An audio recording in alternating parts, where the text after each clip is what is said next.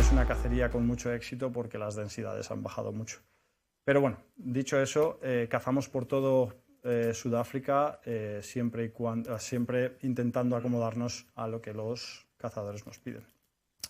Y ahora voy a entrar a comentar un poquito cómo es el tema de la repatriación o el envío de los trofeos a casa después de nuestro safari, porque es un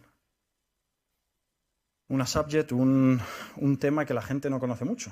Entonces, ¿cómo funciona eso? Tú cuando contratas tu safari, ¿qué está incluido, qué no está incluido, cómo funciona el envío de los trofeos y demás? ¿Qué es la primera preparación? Me pregunta mucha gente. La primera preparación de los trofeos, que está incluido en el servicio que da la orgánica o el outfitter o el servicio que damos nosotros, es después de la cacería, cuando se lleva el animal a la zona de despiece, se le saca la piel, se prepara como el cazador lo quiere y se sala y se preserva para su posterior envío a la taxidermia local. Es muy importante que llevemos una idea más o menos predeterminada de lo que queremos, porque una vez pides el corte de la piel, eso no se puede deshacer o es muy difícil de deshacer.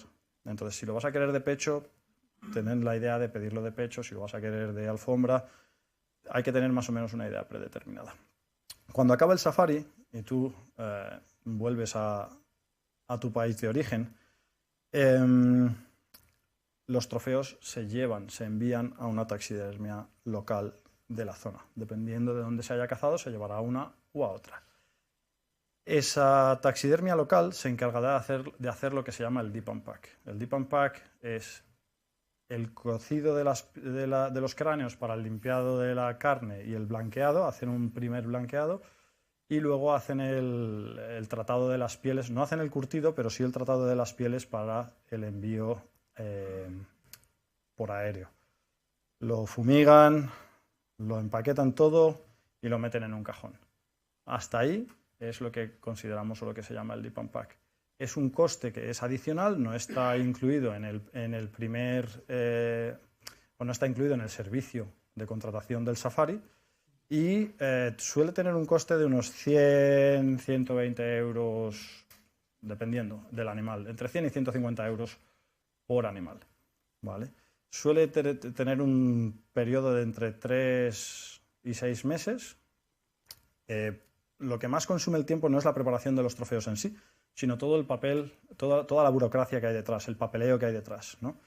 Esa es una de las empresas que entra en juego en el envío de los trofeos de vuelta a casa y son los que se van a encargar de sacar el permiso veterinario. Van a sacar un permiso veterinario, el cual a día de hoy está tardando en Sudáfrica de 3 a 4 meses.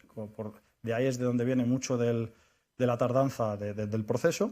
Y una vez tienes aprobado el permiso veterinario y todos los permisos de exportación, entra en juego el importador-exportador europeo.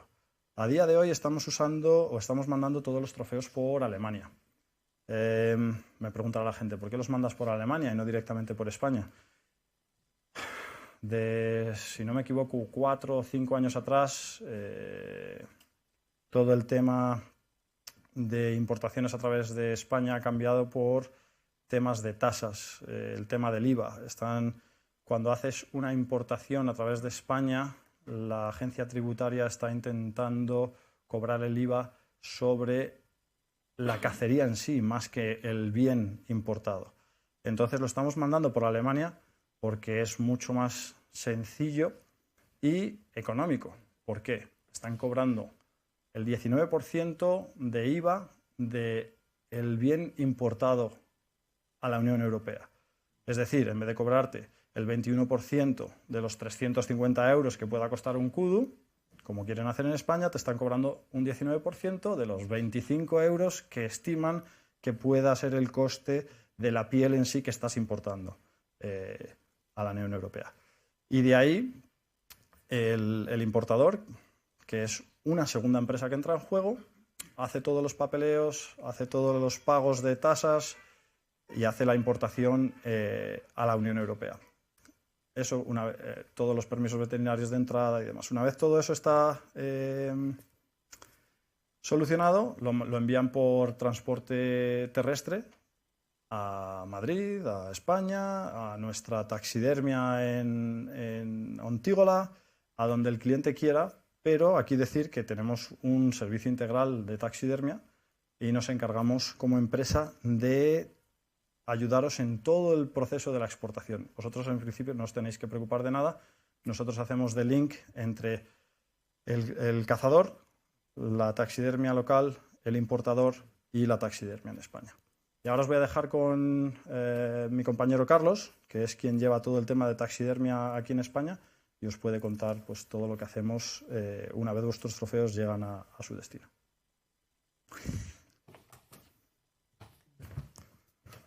Buenas tardes.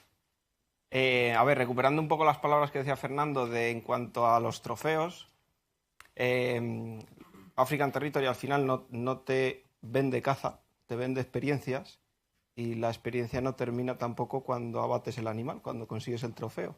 Al final la experiencia se queda en el mismo trofeo, de tal manera que tú le das ese trofeo adquiere una importancia cuando llega a tu casa, le cuelgas y cuando le miras, pues al final le evocas el lance y toda la historia que ha rodeado a ese trofeo.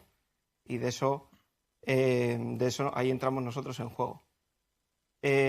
Nuestra función empieza desde el momento que Fernando o African Territory deja los trofeos en la taxidermia local, donde ya se ha hecho un trabajo de testeo de la calidad de la taxidermia local para poder garantizar un buen trabajo luego de nosotros al recibir los trofeos, que estén bien sacadas las pieles, que estén bien rebajadas, que estén bien tratadas en temas de polilla y demás, bien cocidos y blanqueados los cráneos y desengrasados para luego nosotros hacer el mejor trabajo posible.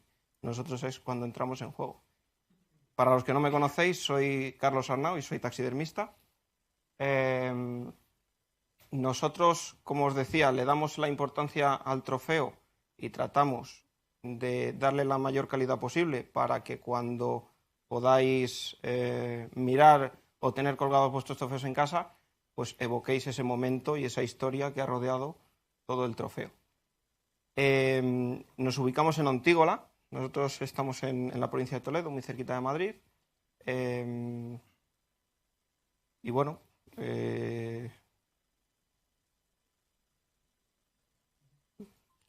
poco más que decir. O sea, nosotros es una taxidermia que no trabaja a volumen, que le damos mucha importancia a la calidad y al servicio.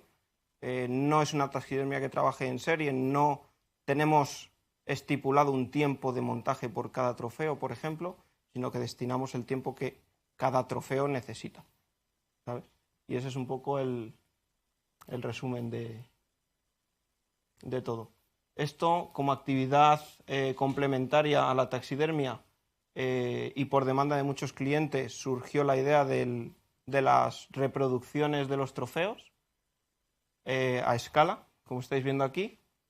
Se pueden hacer de todo tipo, se pueden hacer desde pechos, con su peana original, enteros, cráneos y de todo tipo. Esto da solución a dos demandas principales que nos venías sugiriendo la gente.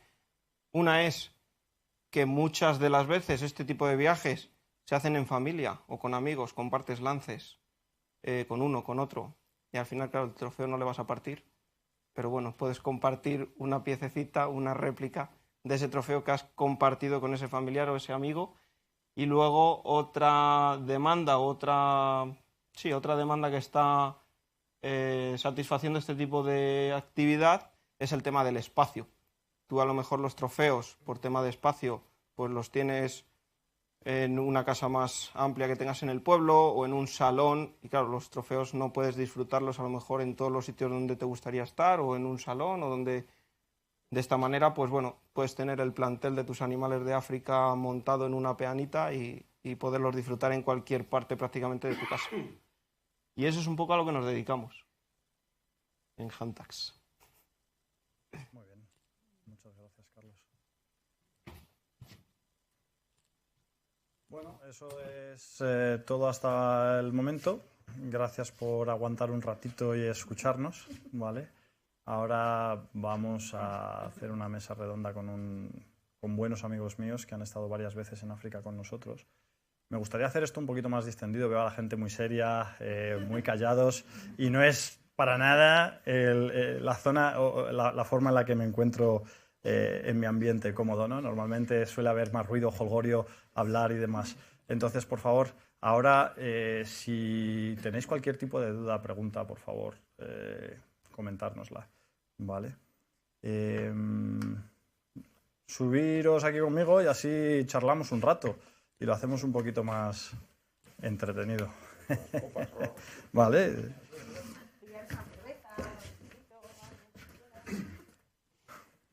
Si queréis, os pongo un micro de estos y lo hacemos así más cómodo, ¿o no? Sí. Vale. Sí, venga. Eso. Tomemos un descanso y Qué desastre, tú. Porque no me encuentro cómodo en absoluto. Muy forzado, mucho más forzado de lo que normalmente hablo y tal. Ahora cuando Rafa y yo empecemos a cantar a Perales... Vale. Tener tantos ojos clavados y tanto silencio me mata, macho.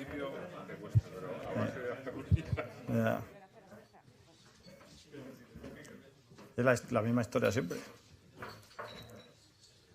Eso, a lo mejor si os tomáis algo estamos todos más...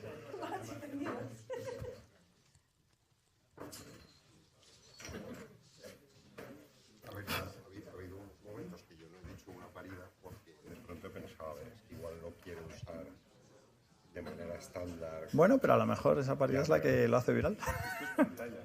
Sí.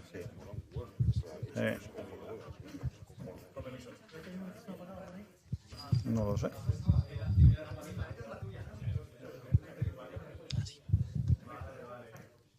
¿Vosotros que sois gente con tablas? Sí. ¿Hay que acercárselo mucho o no?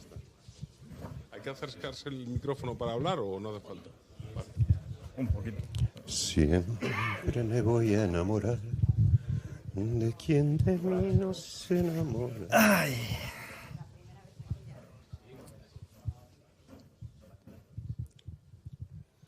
Yo tengo chuleta por aquí. ¿Eso qué?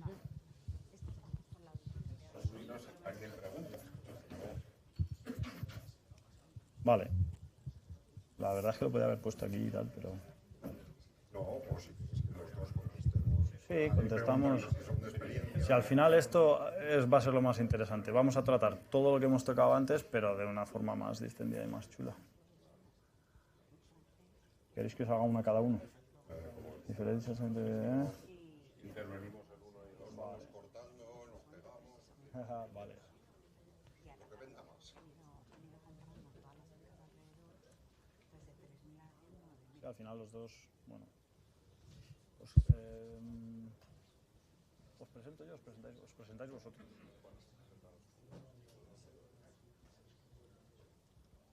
Es que es difícil presentar dos. ¿Contáis? Vale. ¿Estamos todos? ¿Habéis cogido todos algo? Yo tengo agua, pero voy a seguir con el agua.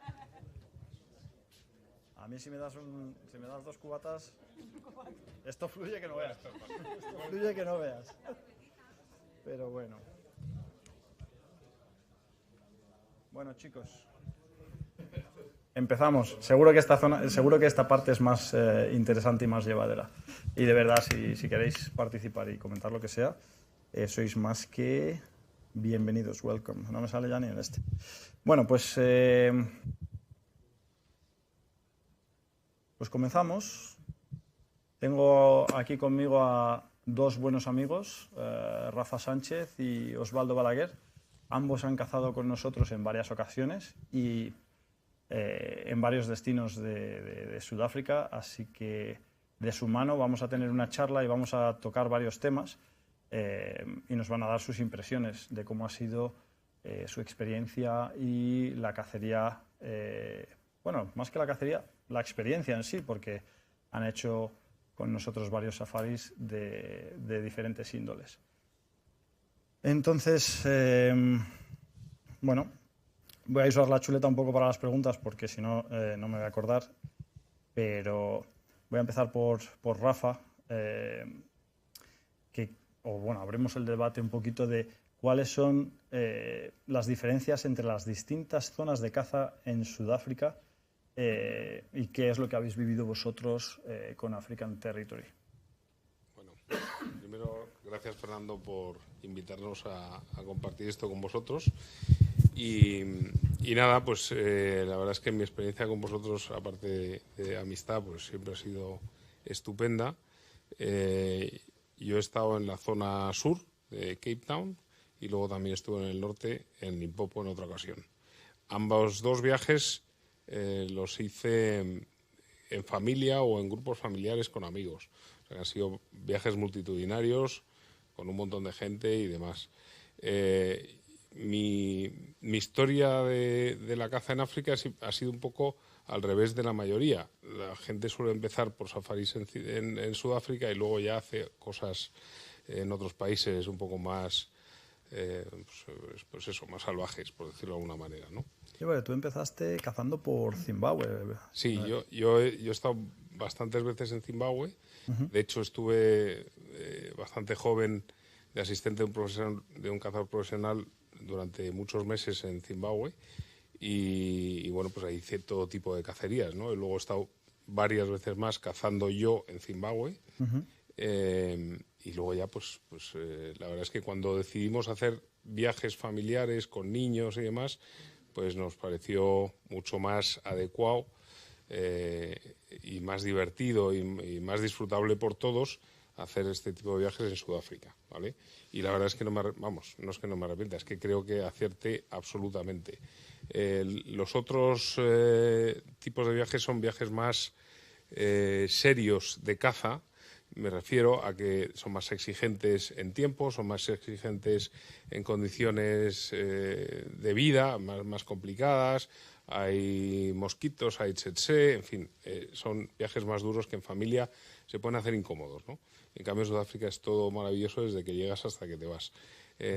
Por concentrarnos en la pregunta de qué diferencias veo entre unas zonas y otras, mi experiencia en Cape Town, en Eastern Cape es buenísima y la recuerdo que estoy deseando volver, porque independientemente de que caces en fincas cercadas de una dimensión más grande o más pequeña, el monte es un monte que te permite recechar y cazar de una manera muy divertida, ¿vale?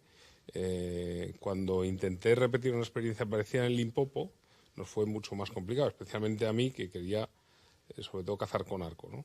Entonces, el rececho en la zona de Eastern Cape tienes todas las posibilidades del mundo y el monte y los animales te ayudan a hacer recechos preciosos y demás. En cambio, en la zona de Limpopo, pues es por el tipo de monte, por el tipo de terreno, pues es bastante más complicado.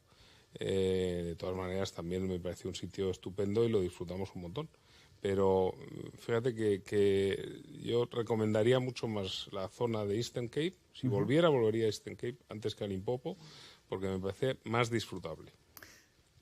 Yo lo que les puedo decir mucho a la gente es que, bueno, me gustan las dos zonas, pero donde mejor me lo paso quizá cazando como cazador, y a mí que me gusta la cazadura, la caza más deportiva, el caminar más, el sufrir la caza, vamos a llamarlo, porque a mí me gusta sufrir la caza, y cuando sufres la caza es cuando te llevas mejor recuerdo. La zona de Eastern Cape tiene una orografía mucho más quebrada. Luego, para la hora de recechar con arco, tiene una vegetación que es casi perenne, mientras que en el Limpopo hay mucha hojarasca. Si vas en verano no puedes ver por la cobertura que hay, suele ser bastante más llano. Se da mucho más a la espera quizá que al rececho. No sé, Osvaldo, ¿tú cuál es? Es que básicamente es un poco, esa es la división. No sé si esto funciona. Estamos en... Y ahora... Sí. Sí, no sé, digo por... Mira, a ver... Vale. En todo caso, Limpopo es el paraíso para la espera y especialmente del arqueo. Nosotros somos muy arqueros porque tiene un invierno, que es nuestro verano, muy seco, en el que los animales se congregan en los puntos de agua, se pueden hacer esperas y es espectacular para el que no conoce aquello, porque yo he pasado muchos días sentado de espera, grabando y disfrutando de escenas de animales. Eastern Cape, pues Eastern Cape.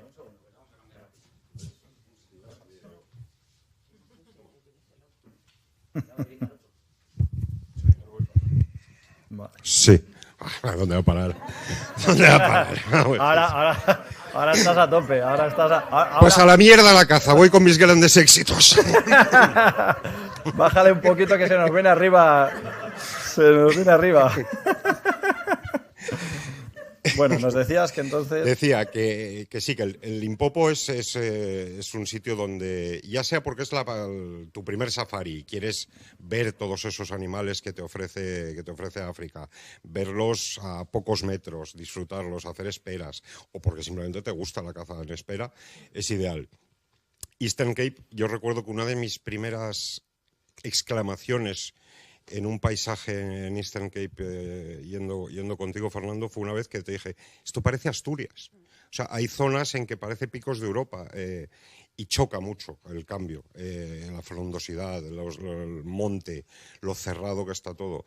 Y yo llevaba, cuando fui por primera vez a Eastern Cape, había ido muchas veces ya a Limpopo, y me resultaba hasta chocante el ver aparecer un impala o un kudu en medio de ese verdor, en esas laderas de montañas, cuando estaba habituado a verlos pues en el bush, ¿no? Más llano, más abierto y en otro tipo de entorno. Es una de las maravillas de Sudáfrica, la diversidad de paisajes que tiene, porque luego has hablado de Kalahari, otro escenario diferente. Entonces, o te vas a la zona del Kruger, en la zona del Kruger hemos estado cazando búfalo, y es otro paisaje completamente distinto. Entonces, tiene una diversidad que es que el país en sí, más allá de la caza, enamora a cualquiera que le guste disfrutar de naturaleza, porque es absolutamente variado. Luego, por no hablar de la parte de turismo, playas, ciudades, grandes resorts, o sea, es fascinante. A mí Sudáfrica es un país que me tiene enamorado de siempre. Y que permite eso, el decir, bueno, pues voy a hacer un viaje totalmente diferente yendo al mismo país. Y como bien decía Rafa, en todos ellos con la posibilidad de un ambiente muy, muy familiar. O sea, yo he estado con mis hijos muy pequeños, creo que con 6 y 3 años ya los llevé a un safari y se lo pasaron como enanos, disfrutando de ver animales, y luego, bueno, han seguido yendo ya a cazar. Y siempre encantados. No hay enfermedades, es un primer mundo, porque Sudáfrica, pese a sus muchos problemas que pueda tener, no deja de tener un nivel de desarrollo en el que no sientes que estás perdido en la nada, y a la vez es totalmente salvaje, con lo cual disfrutas de todo sin ese peligro, y es un destino absolutamente ideal para ir con la familia. Voy a saltarme todo el orden de las preguntas que teníamos aquí. Vamos a tocar un poquito el tema de las fincas cerradas, las hectáreas, diferencias entre Limpopo, Eastern Cape y otras fincas que pueden ser como Free State o Natal. Ahora hablabas de la diferencia de paisajes según vas por Sudáfrica. Yo, por ejemplo, ahora estuve de vacaciones en Mozambique en diciembre y bajé por la costa del Índico, de todo por Natal, Durban y demás, y es espectacular, es brutal la diferencia. O sea, había palmeras, parecía aquello una selva. Estuve cazando en la zona de Pongola, que es el único sitio en Sudáfrica donde se puede hacer la pesca del tiger fish. En ese pantano tienen tiger fish y demás, y es totalmente distinto. Pues me acuerdo cuando estuvimos cazando allí que es que tenías que, según matabas un animal, tenías que cortar ramas y taparlo, porque es que si no los buitres lo hacían desaparecer. Cuando volvías con el coche, el animal ya no estaba. Eso, por ejemplo, en Eastern Cape y en muchas zonas de Free State, Kimberley. En algunas zonas del Limpopo pasa, pero no mucho, ¿no? Sí. Entonces, es que cada zona es totalmente diferente. Sí. Pero bueno, volviendo a la pregunta de ¿qué opináis de la cacería en sí en fincas cerradas? Es algo que a la gente le preocupa mucho cuando va a contratar un safari. tienen la sensación de que Sudáfrica es un cercón, de que Sudáfrica es el cercón de África. Y es que, bueno, se ha ganado ese nombre en los últimos años con todo ese tema que había de la cría de animales y demás, pero todo eso ha desaparecido y poquito a poco cada vez más se van quitando vallas y, bueno, todo depende de dónde se cace también. Yo creo que, a ver, es un eterno debate, ¿no? La caza en cerrado, la caza en abierto. Yo creo que hay cacerías en fincas que no por tener una valla perimetral cambia en nada la experiencia, ni el comportamiento de los animales, ni la manera de cazarlos. Porque en Eastern Cape hemos estado en fincas de 25.000 hectáreas. Correcto. Que las rodea una valla. Y... Ya. O sea, 25.000 hectáreas. Hombre, sí. Un cercón de 500, pues sí, entiendo que es un cercón. Pero esas extensiones no. Yo además, bueno, como arquero, no tengo esa necesidad de cubrir tanto terreno, porque un rececho con arco, tenemos aquí cotos de 200 hectáreas para recechar en Castilla-La Mancha y nos parece maravilloso. Entonces, yo no veo tanto problema siempre que sean superficies grandes. En el Cho del Vallado, sí en la manera de cazar. Yo creo que también grande parte de la polémica venía porque había mucho de movimiento en coche, incluso tiros desde el coche, de la gente que... Bueno, pues eso es como cada uno quiere hacer las cosas, y yo sé que vosotros tenéis una serie de principios, de maneras de cazar a la huella y al rececho, pero luego es el propio cazador. Es que muchos de esos que lo critican en social, luego van allí y tienen la oportunidad y se calientan y dicen, espera, que le tiro desde aquí, que lo acabo de ver. Bueno, pues al final es una decisión de cada uno.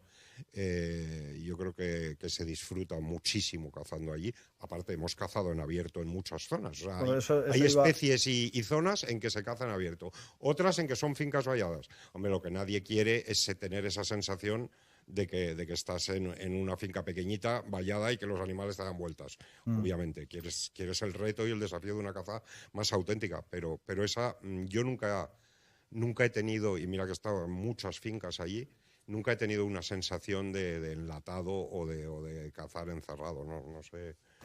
¿Qué sensaciones has tenido tú, Rafa, cuando has cazado con nosotros? ¿Qué sensación has tenido en Sudáfrica?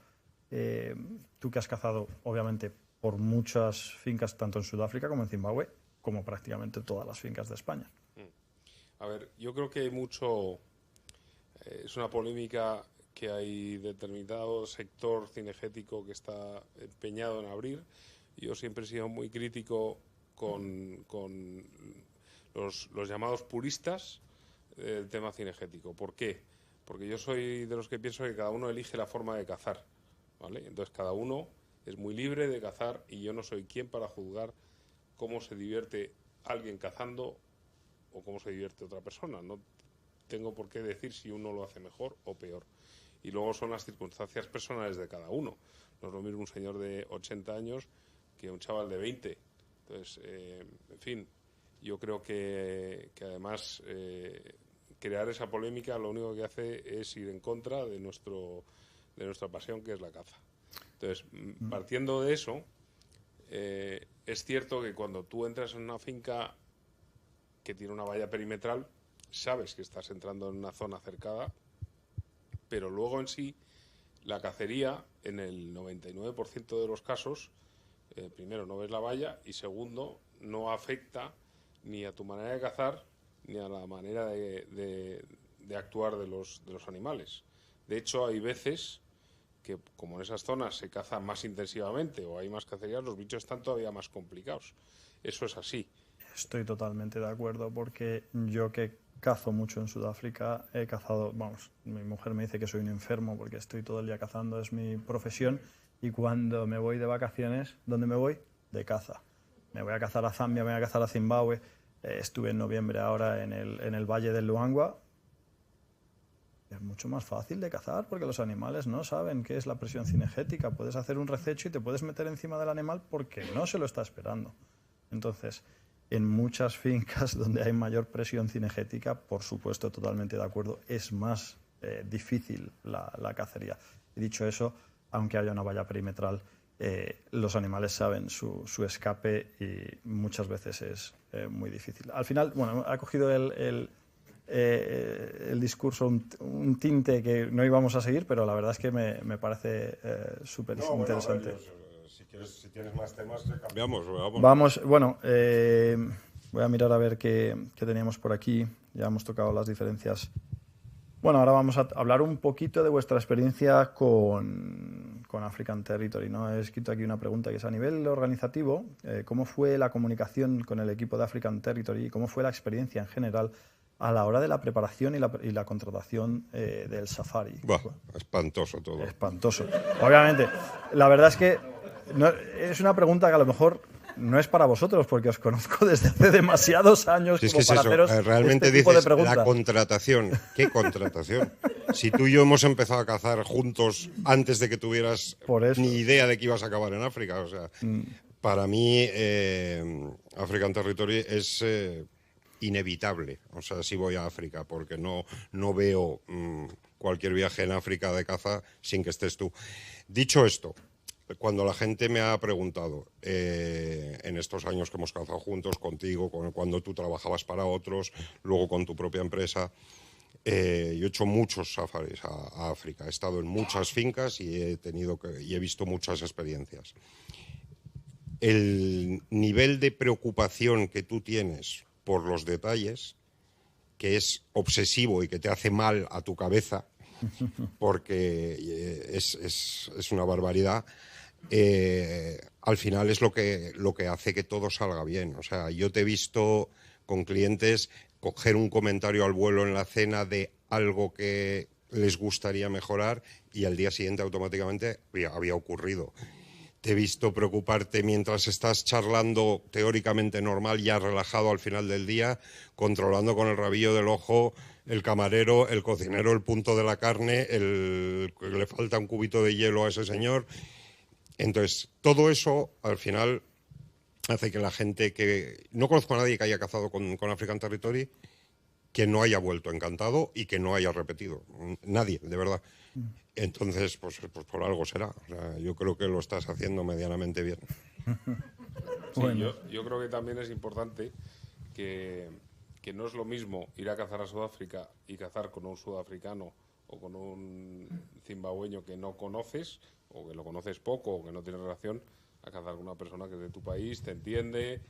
Creo que eso es un punto para los españoles que se agradece y mucho. No, sin duda. O sea, el hecho de que sea español y luego el hecho de la confianza, especialmente, por ejemplo, si vas a hacer caza peligrosa. En caza peligrosa puede sonar un poco rimbombante, pero yo sé, además que voy con mi arco, que tiene un poder de parada cercano a cero, especialmente en mis manos, pero yo sé que si en un momento de tensión un animal tiene que matar a alguien, te vas a poner delante de mí. Y te va a matar a ti antes que a mí. No quiero ni pensar lo que le voy a tener que explicar a Laura luego. Pero, coñas aparte, esa seguridad de decir,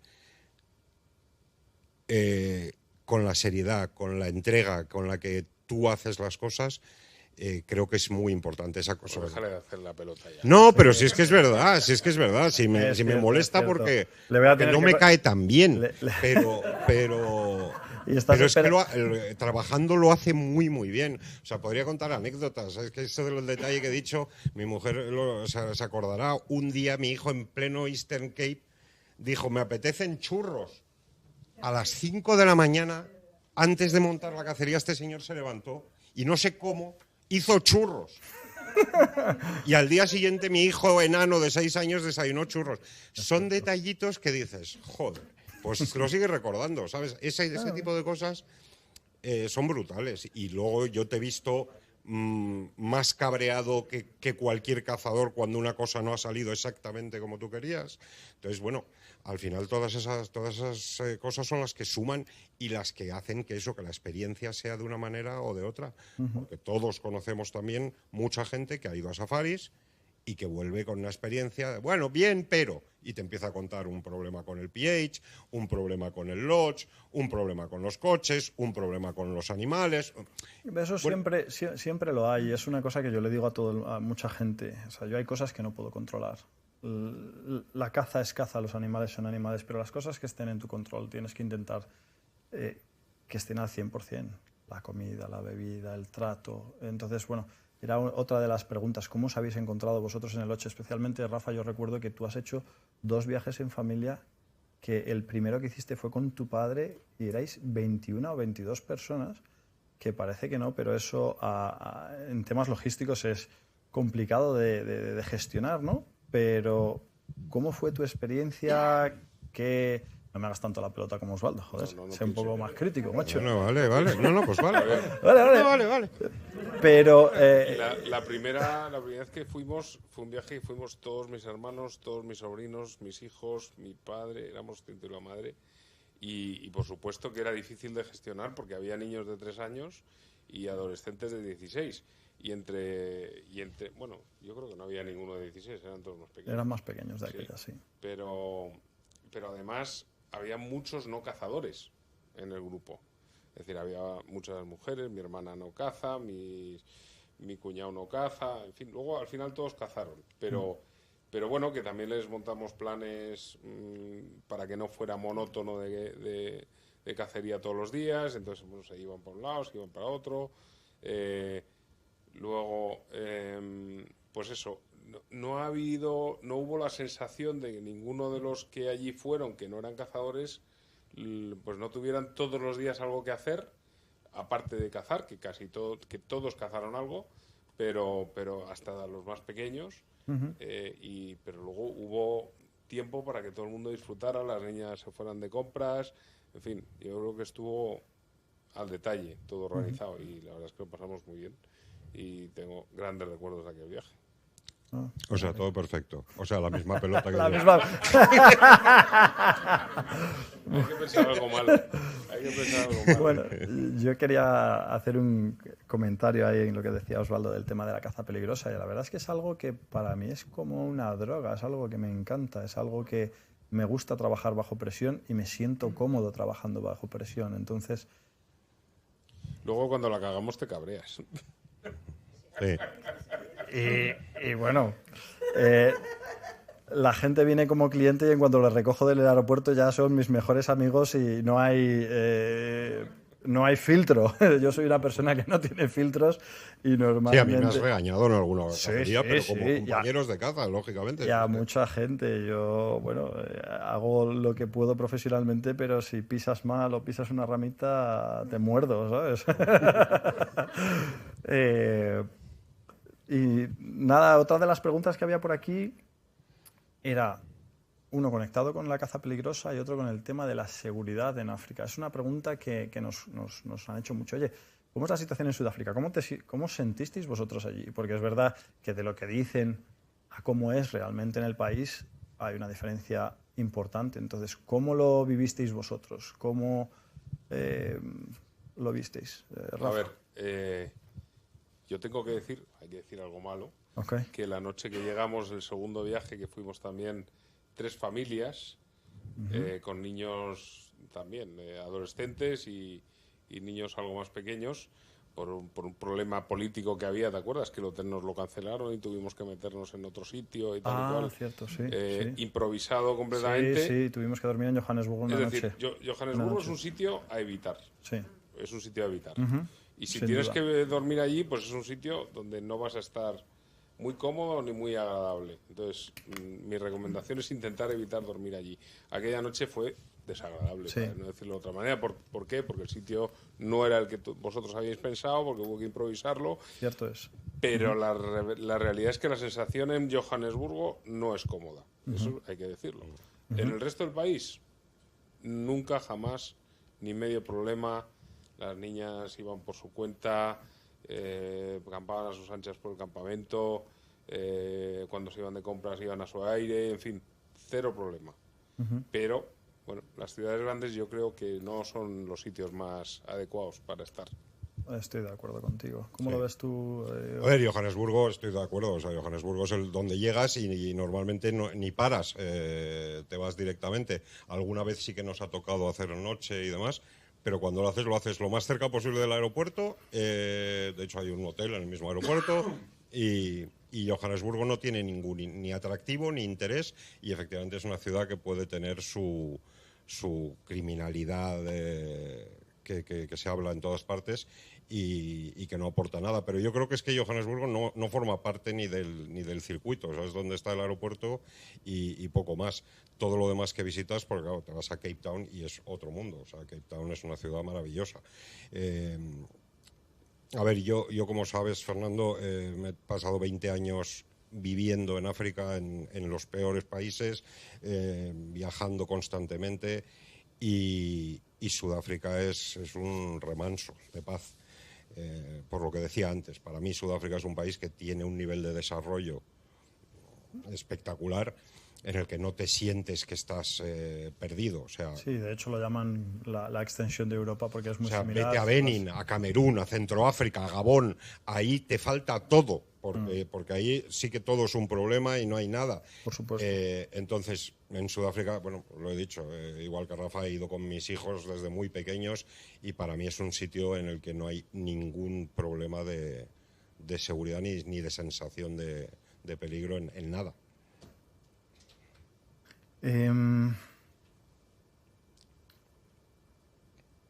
¿Qué lance recordáis con más, que haya dejado más huella en vosotros, o qué lance recordáis con más cariño de vuestro viaje?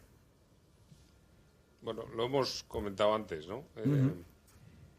Yo tengo en la cabeza dos y no son para nada los trofeos más tal, porque el que debería tener más en la mente fue el del Búfalo y fue lamentable, o sea que es mejor olvidarlo. Ay, ay, ay.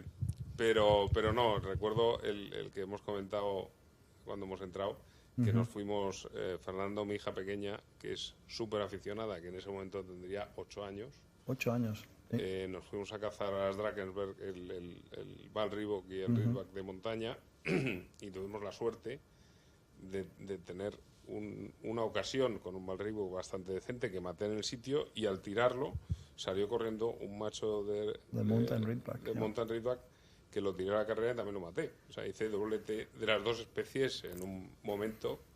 Y nada, la verdad es que es mítico. La mítico. verdad es que fue increíble, porque normalmente es una cacería que se hace en 2 o 3 días y que se camina toda la, toda la montaña y demás. Y subimos con Sol, con tu hija pequeña, recuerdo que la llevabas de la mano, llevabas el rifle a tu hija de la mano, y es que en 2 horas acabamos, porque tiraste el Val Ridgeback y de la que salió el Val Ridgeback también, pum, el Mountain Ridgeback, y digo, madre mía.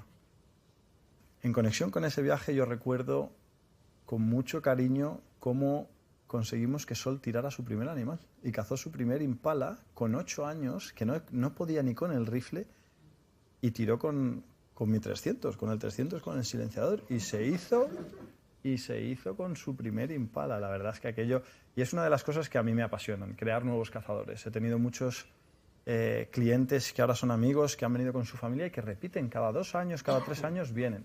Y para mí, que llevo ya 15 años, ver a los niños crecer en el campo y crecer como cazadores y hacerles cazadores. Mucha gente dice, bueno, obviamente España no tiene las mismas facilidades que pueda tener Sudáfrica en cuanto al manejo de las armas o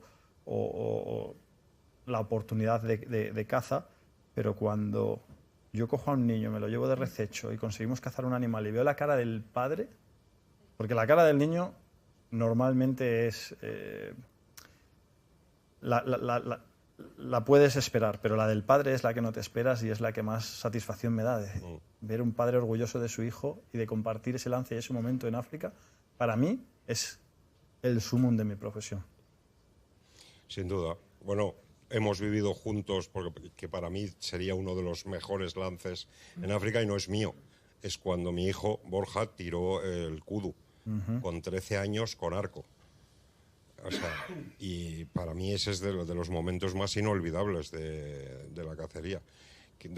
Porque es que fue como su primer animal enorme, ver su alegría, su felicidad, fue impresionante.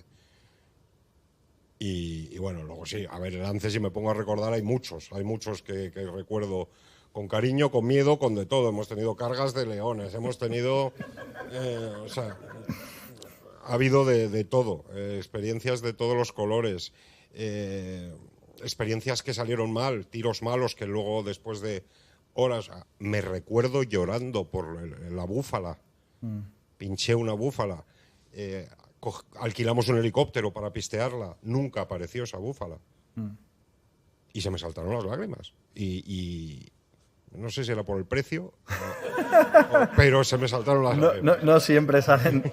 No siempre salen las cosas bien, efectivamente. Ambos sois cazadores arqueros y habéis cazado en varias zonas de Sudáfrica con el arco. ¿Qué diferencias en cuanto al tipo de caza habéis experimentado en las diferentes zonas? ¿Y qué caracteriza a African Territory a nivel organizativo en cuanto a la caza con arco? Y cómo ha sido vuestra experiencia conmigo como guía, específicamente hablando de caza con arco. Bueno, yo como he dicho antes, Fernando, contrariamente a lo que yo pensaba, Eastern Cape me parece el sitio ideal para ir a cazar con arco. Por el terreno, por el monte y por todo. Porque a mí lo que me gusta es recechar. A mí ponerme en espera también lo hago, pero me divierte la mitad. Entonces, recuerdo que cuando fuimos al Limpopo yo me empeñé en recechar y cazarlo todo recechando. Y es que me equivoqué, porque por algo se hace de otra manera.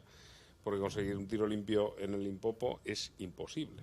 Y acuérdate de todas las que pasamos. En fin, creo que Eastern Cape es una maravilla para cazar con arco. Recuerdo un montón de lances y es que puedes cazar todo a rececho y maravilloso. Y luego la gran ventaja de cazar con un arquero, que no siempre es posible, y por lo tanto, cuando llevas un guía que no ha cazado nunca con arco, es muy difícil hacerle entender cómo hay que hacer las cosas y cómo te tiene que dejar a ti cazar para que las cosas salgan bien. A veces es muy frustrante. Me ha ocurrido en otros sitios del mundo que hasta que entienden que te tienen que dejar a ti hacer las cosas, es que te estropeas un montón de lances. Bueno, sí. Y eso es el que lo entiende, porque hay muchos que directamente están en contra, les parece mal y les parece que están perdiendo el tiempo. Entonces, evidentemente cazar con un arquero como tú eres, porque tú y yo nos hemos conocido en un club de tiro con arco en Madrid antes de pensar ni en ir nunca juntos a África. Entonces tú llevas toda la vida cazando con arco. Y eso hace que todo sea mucho más fácil, porque sabes de lo que estamos hablando y sabes de los problemas y sabes de cuando una flecha ha pegado en su sitio o no ha pegado en su sitio, ¿sabes? O sea, cambia totalmente la película. Y en las distintas zonas era un poco lo que decíamos antes. El Limpopo, la espera, la zona de rececho ideal es la de abajo, obviamente menos productiva. Sí, por supuesto. Porque... De hecho, desde el punto de vista comercial, la caza con arco es una caza que muchos outfitters o muchas empresas, no voy a decir que rehuyen, pero prácticamente rehuyen o no les gusta, porque efectivamente no es tan productiva como la cacería con rifle. Yo sigo atendiendo muchas cacerías con arco porque me gusta y porque me lo paso bien cazando con arco. Es duro, es complicado. Por aquí tenemos algunos arqueros que estuvieron su primera vez en África y venían con la idea de que, bueno, yo sé tirar, yo le meto la flecha a 50 metros, tal, y yo, espérate, ven conmigo y veremos a ver cómo funciona.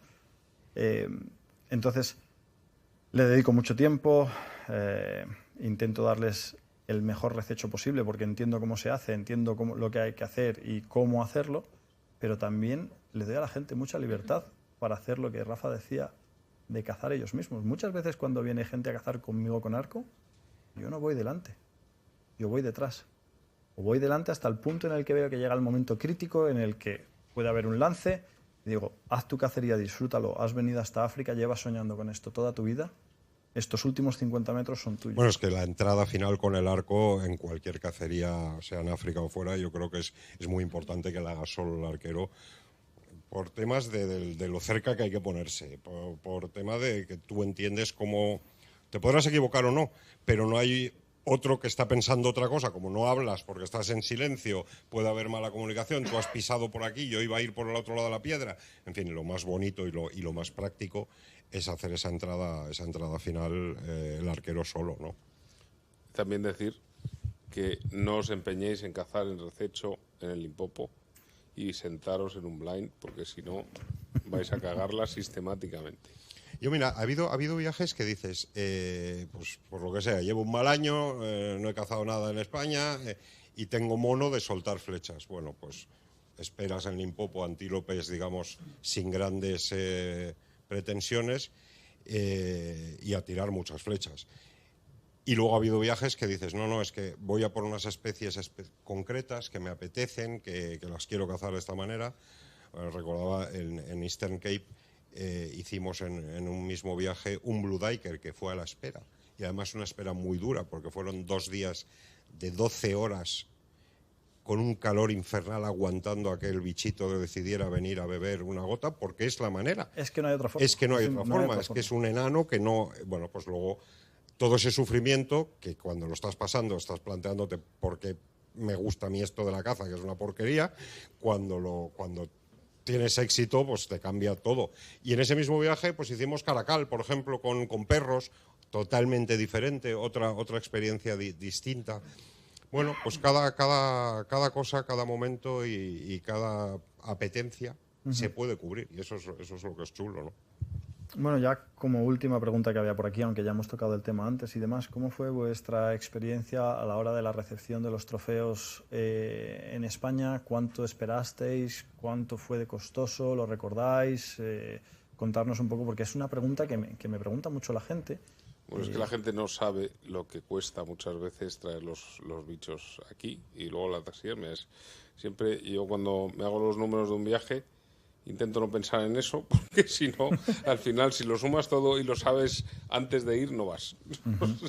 Entonces, funcionar con African Territory ha funcionado siempre muy bien, los bichos han llegado cuando nos has dicho que iban a llegar, no ha habido ningún problema, pero no ha dejado de ser caro, como es siempre muy caro. Costoso, sí. Y por mucho que los traigas por Alemania o hagas lo que quieras... Hay una cosa que, perdona que te interrumpa, no hemos comentado antes y estamos implementando los últimos 2 años, porque desde hace 4 años hay solo 2 empresas, 2 aerolíneas que aceptan cargo con animales, con trofeos de caza. Y entonces, de meter unos palos. Entonces se han visto con la fuerza y con el poder de subir los precios. Lo que antes costaba 500 y 600 euros, ahora traer un cajón desde Sudáfrica está entre 2.000 y 3.000 euros. Sí. Pues bueno, lo que estamos haciendo es hacer envíos combinados. Como nosotros ahora tenemos taxidermia en España y podemos mandar todo a un mismo destino, lo que estamos haciendo es esperar a tener 5, 6, 7, 8 clientes y hacer un envío combinado. De todo. ¿Por qué? Porque hay costes fijos que da igual que seas 1 que 20. El certificado veterinario te lo van a cobrar. El porte de terminales, 200 euros. Pues si son 8 personas, por 2 son 1.600, pero si son 200 y lo divides entre 8, el gasto se reduce muchísimo. Entonces, estamos consiguiendo cortar esos costes a base de también pagar un poquito más en cuanto a tiempo, porque tienes que esperar a que 5 o 6 cazadores terminen su safari y se puedan combinar los envíos. Sí, pero al final la temporada está concentrada. Estamos hablando a lo mejor de un mes, 2 más, que tampoco sí, pero si empiezas a cazar en mayo, a lo mejor hacemos 3, 4 envíos y lo que hacemos es cada 2, 3 meses consolidamos un paquete. Por eso que y lo estás, como si eres meses. el primero de ese lote, digamos, vas a esperar 2 meses Sí. más. Tampoco Al es... final el tiempo medio está entre 6 y 9 meses, que Por eso, depende que mucho eso no es... de la burocracia. Yo me acuerdo que Sudáfrica. durante muchos años era bastante fácil la regla que hacíamos de... ¿Qué vale traer los trofeos? Pues mira, calcúlale 500 allí de Deep Empack y de exportación, 500 de porte y 500 aquí en aduana. Por 1.500 te traías un cajón. Eso ya no. Eso ya fue. Con los temas que has comentado antes de la fiscalidad aquí, que se pusieron como locos, pues pegó un salto y ahora vale más. Es cierto lo que decía Rafa, si piensas todo lo tienes que sumar y duele, pero por otro lado tienes la ventaja de que tú haces tu viaje y luego tienes esos 6 a 9 meses para organizarte. Sí, para hacer caja. Esa para ahorrar. que viene. para ahorrar. Bueno. Pues la verdad es que básicamente hemos tocado un poco todos los temas que teníamos previstos. Se quedan muchos en el tintero. Podríamos estar horas y horas y horas aquí hablando de esto y la verdad es que es muy interesante. Antes de que acabáramos, me gustaría ver si alguien tiene alguna pregunta en específico o quiere participar y apuntar algo, porque ya que estamos aquí podemos resolver esas dudas, esas preguntas y que otra gente se beneficie de la información, ¿no?, que vamos a dar aquí. ¿Preguntas? Dime, Juanjo. Yo quería preguntar por el tema de, vamos, tengo curiosidad del tema del Limpopo y de este que lo han hecho varias veces. Claro, a mí me gustaría el Limpopo, está en este que, pero me gustaría el Limpopo. Entonces, con Fernando. Y entonces, explícame un poco, ya lo has dicho, pero además he visto que lo han hecho como varias veces.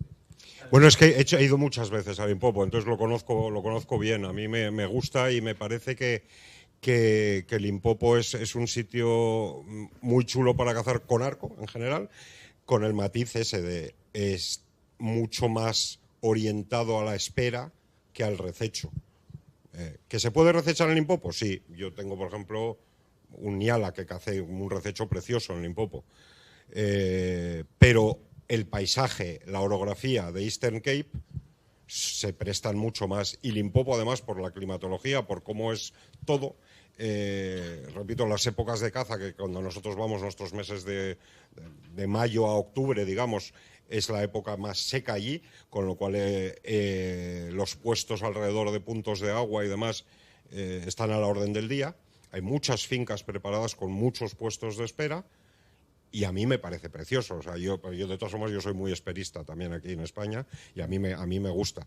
De hecho, por ejemplo, hay una dinámica normal en un día de caza en espera allí que te dejan muy pronto en tu puesto, luego te vienen a recoger a la hora de comer, vas al lodge, comes, descansas y vuelves a ir. Fernando lo sabe, yo cuando voy de sol a sol me llevo un sándwich, me llevo bebida suficiente y digo, a mí no me vengáis a buscar a mediodía porque es la hora en que vienen facos. Entonces yo me quedo y me hago esperas de 12 horas. Hablamos de esperas no incómodas, porque son unos puestos de 3x4, muchos con construcción, con ventana específica para el arco regulable a tu altura. Estás muy cómodo sentado ahí y yo además monto trípodes, monto cámaras y tengo mis mejores fotografías de fauna africana, la tengo hecha desde Blinds. Sí, yo cuando decía que me gustaba más Eastern Cape, lo decía por mi experiencia personal, que a mí me gusta recechar con arco, ¿vale? Mis amigos y compañeros con los que estudié en Limpopo cazaron todos con rifle y lo pasaron como enanos. Lo que pasa es que con arco, lo que dice Osvaldo, si te gusta hacer esperas, pues te lo vas a pasar como un enano. Pero es que yo soy un culo inquieto y yo en una espera me aburro. Por ejemplo, matices en cuanto diferencias en caza con rifle entre el Limpopo y el Eastern Cape, ¿no? Por regla general, en Limpopo vas a tener una visibilidad más reducida, con lo cual vas a normalmente... y esto depende mucho de la finca y depende mucho de la orografía de la finca y depende mucho de la zona. Pero en líneas generales vas a estar más tiempo de coche, camineando, y en el momento en el que encuentres o veas un animal o veas huellas de los animales que has visto antes, te vas a bajar del coche y vas a hacer un rececho. Y el rececho normalmente es por un tiempo o un espacio reducido. 500 metros, un kilómetro. Son tiros cortos. En el Limpopo, que es el Bushveld de allí, no entiendes normalmente un tiro de más de 150 metros. Son de 80, 100, 120. Sin embargo, en Eastern Cape, prepárate para tirar largo. De hecho, ponemos el rifle a tiro a 100 metros sabiendo que vamos a tirar a 200 la mayoría de las veces. Esa vegetación, ese tipo de vegetación que es distinto y la orografía, que es suele ser mucho más quebrado en el Eastern Cape, la visibilidad es mayor. En el momento que tú puedes ver los animales, puedes planificar tu cacería. Porque tú empiezas tu cacería o bien porque conoces las querencias de los animales o porque has visto el animal en sí que quieres cazar. Una diferencia, por ejemplo, muy significativa. La cacería del facochero en Limpopo, el 90% de las veces en espera al agua. ¿Por qué? Porque es cuando lo puedes ver y lo puedes tirar. Cosa que no ves, cosa a la que no puedes disparar. Cuando ves un facochero Los puedes cazar a rececho, pero es muy complicado, porque es muy complicado verlos y se tapan muy rápido en la hierba alta. En el Eastern Cape, al contrario, la mayoría de las veces la cacería del facochero es a rececho. Porque como la vegetación es más liviana y tienes más visibilidad, los llegas a ver y es una cacería más divertida desde mi punto de vista. Pero en ambas zonas se pueden hacer cacerías. Por otro lado, el África del Limpopo es más el África que todo el mundo tiene en la cabeza. Por supuesto. Yo creo que merece la pena, por supuesto, conocer los dos sitios, porque es que Hay que realmente es como conocerlos si estuvieras... son dos cacerías diferentes. Son totalmente dos destinos completamente distintos. A mí cuando la gente me dice, compárame Limpopo con Eastern Cape, y les digo, bueno, Limpopo es el concepto que tenemos de África. Alguna sabana, arena roja, acacias, árboles frondosos. Vas a Eastern Cape y piensas que estás en Toledo. Parecen los montes de Toledo, pero cambias las acacias por encinas. Es un cambio totalmente de vegetación. Pero sigue siendo África, estamos en África con toda la fauna africana y hay mucha más diversidad de caza. Desde mi punto de vista, yo me lo paso mejor cazando en Eastern Cape. Es más deportivo, camino más y sudo más. Y a mí me gusta sudar la caza y sufrir la caza. Pero bueno, ¿alguna cuestión más, pregunta más? ¿Algo que queráis comentar? Dime, Antonio. Sí, les ha dado la oportunidad de hablar de un lance, ¿no? Sí. Yo, ya que estamos todos aquí, nos has hecho referencia al primer viaje a África. Solo quiero poner un lance encima de la mesa. Digamos tú y yo solos, aquel Tiger, con el arco pegado de paleta, que con chispa adelante corrimos 2 kilómetros detrás del Tiger y al final nos encontramos. Eso es... Ahora que has dicho de sudar, ese día sudamos la camiseta porque Sí. Y eso es algo que, mira, aprovecho a compartir, y es que la gente no llega a creerse hasta que no está en África lo duros que son los animales en África. Un Tiger que pesa 15 kilos.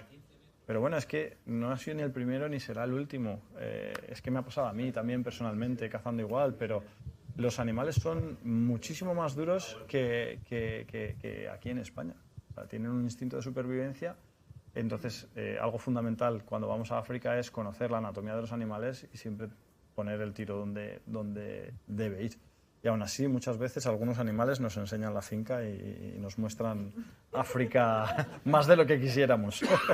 Bueno, conocido es la dureza de la gallina de Guinea, Bueno, para mí... a la que le hemos tirado de medio risas con el mismo setup de arco y de potencia con la que veníamos de tirar un búfalo, y se ha ido con la flecha atravesada, volando, y nunca más, ni la flecha ni la gallina. O sea, ahí son muy duros.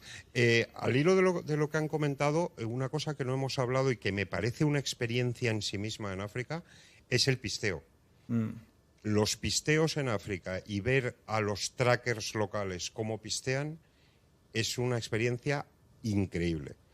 Porque es que dices, es imposible que haya visto esto.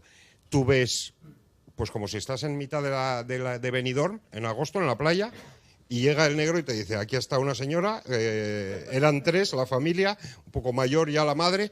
Dices, pero es solo arena. Bueno, pues eso hacen ellos con los animales. O sea, llegan y te cuentan ellos el lance solo mirando al suelo que tú has vivido estando solo ahí. Y es impresionante. Y se culmina luego con otra experiencia que a mí me parece también fascinante, que es cuando llegas al campamento con los animales, el despiece. A la velocidad que trabajan, cómo trabajan la piel y el cuchillo, es algo digno de verse. Todos los que nos cuesta pelar un jabalí un buen rato, cuando les ves allí dices, bueno, qué maravilla. Así que nada, 2 apuntes de 2 cositas que me Mira, gustan comparando zonas, llegando a un matiz totalmente distinto que viene con lo que vienes hablando. Por ejemplo, en la zona del Limpopo, los trackers son muchísimo mejores que en la zona del sur, pero infinitamente mejores. Yo, cuando subo a cazar al norte, disfruto muchísimo esos pisteos, me encanta pistear, cada vez con el tiempo he ido mejorando y demás, pero es que es increíble cómo trabajan allí. Comparas un pistero de la zona norte con un pistero de la zona sur y son como el día y la noche. Recuerdo una vez que después de una cacería del león, tiramos un facochero, lo herimos, se fue a un cañaveral y el cañaveral se dividía en 3 veredas. Ahí perdí el rastro, macho, después de estar media hora buscando, o sea, siguiendo sangre, llego al sitio y digo, no lo veo. Llamo por radio, me mandan un tracker, bueno, le costó al tracker exactamente 30 segundos decirme por dónde iba el animal, yo no me lo puedo creer. Coge, levanta las ramas, mira, por aquí. Y le digo, bueno, ¿por qué? Me dice, si yo fuera facochero, habría ido por aquí. Y he levantado aquí y mira, tú estabas mirando abajo, pero es que mira, está aquí la sangre. Y yo, dice, sí, mulungu, así es como nos llaman ahí a los blancos. Mulungu, es que la luz de la ciudad te quema los ojos. Y yo, bueno, vale.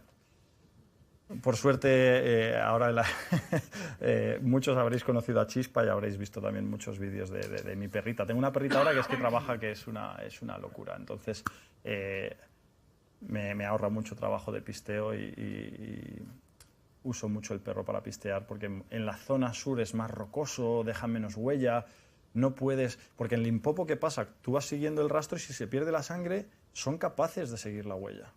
Cosa que en la zona sur, al ser más rocoso, no es posible. En un momento dado pierdes la huella, ¿no? Pero es increíble, es algo que a mí me apasiona y me encanta. O sea, siempre y cuando tenga un final feliz, los pisteos es algo que me gustan mucho. ¿Más cosillas? Yo quería comentar una cosa que es una peculiaridad, es una cosa muy pequeñita, pero todos somos cazadores, entiendo que somos carnívoros, nos gusta la carne. Y una cosa que no se puede hacer es traernos la carne de África, porque tiene que pasar los procedimientos veterinarios de la Unión Europea, que son un coñazo.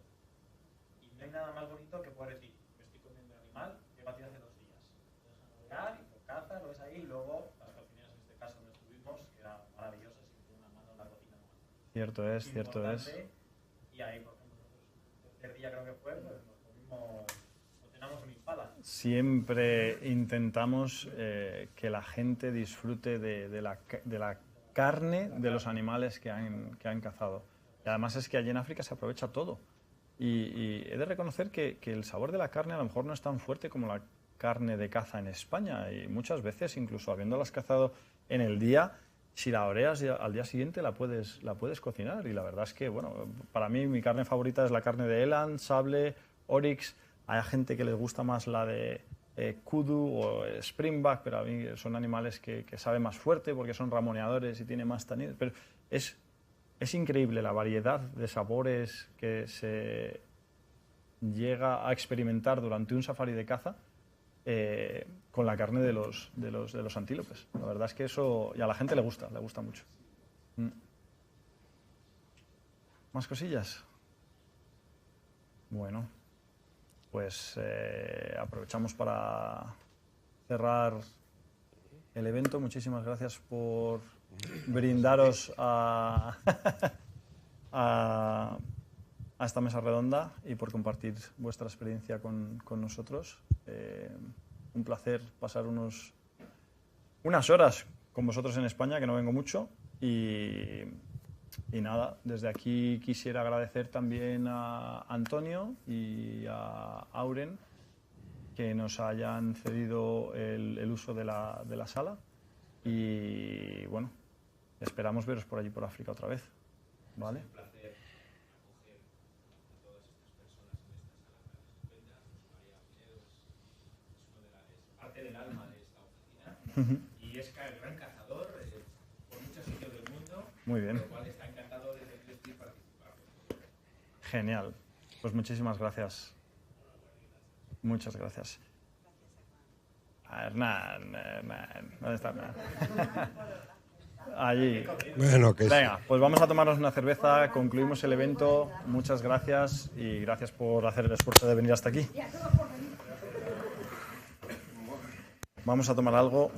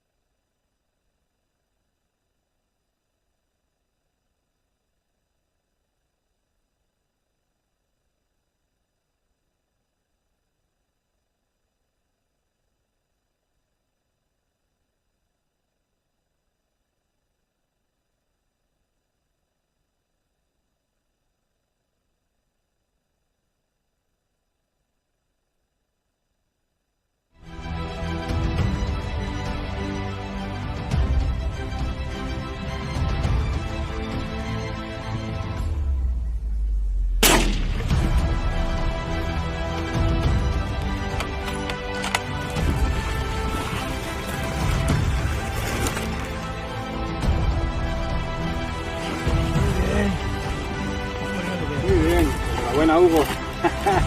Tu primer animal en África. Muy bueno. Buen tiro, macho. Sí, señor. Bonito blessback a casa y nada, enhorabuena. A seguir. Muchas gracias.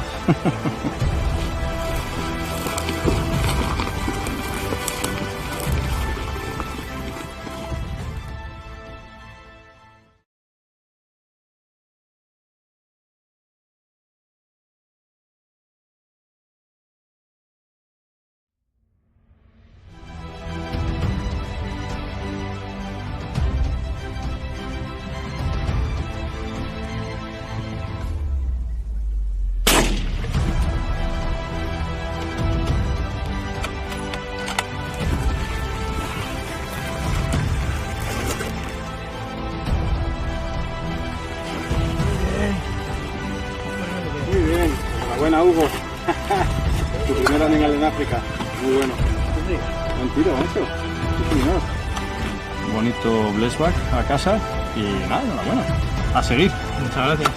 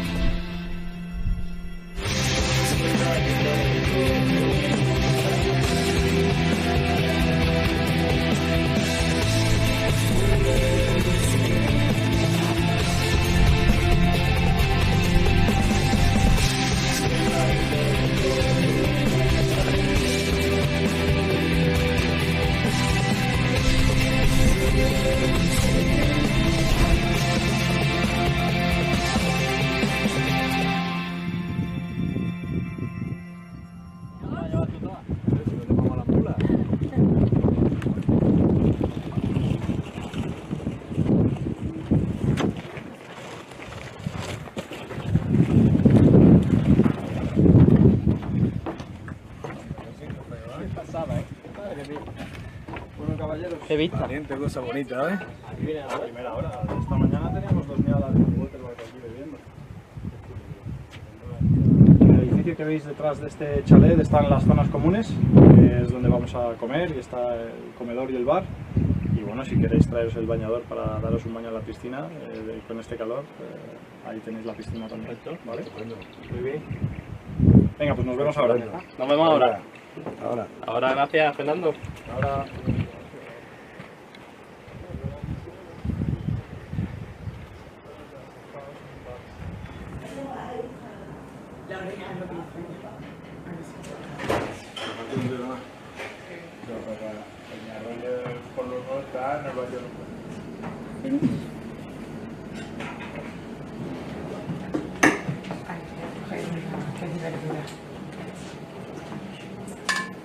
Si no quedaremos aquí.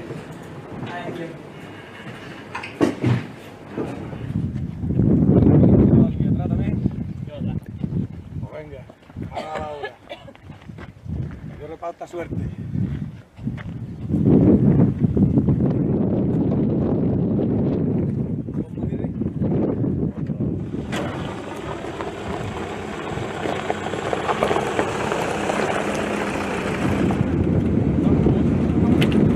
Algo. Pasada, Mira lo que están ahí.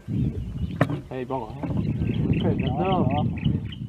Fernando, esto no se hace. A ver, coge una piedra. Una piedra sí le doy. Venga, le pego.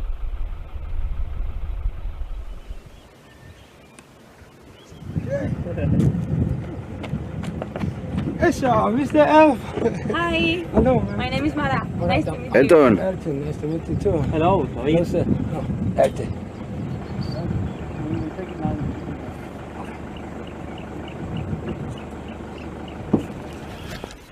Carga. Y el seguro puesto. Seguro puesto. Y carga. Para adelante. Vale, y el rifle para arriba colgado del hombro.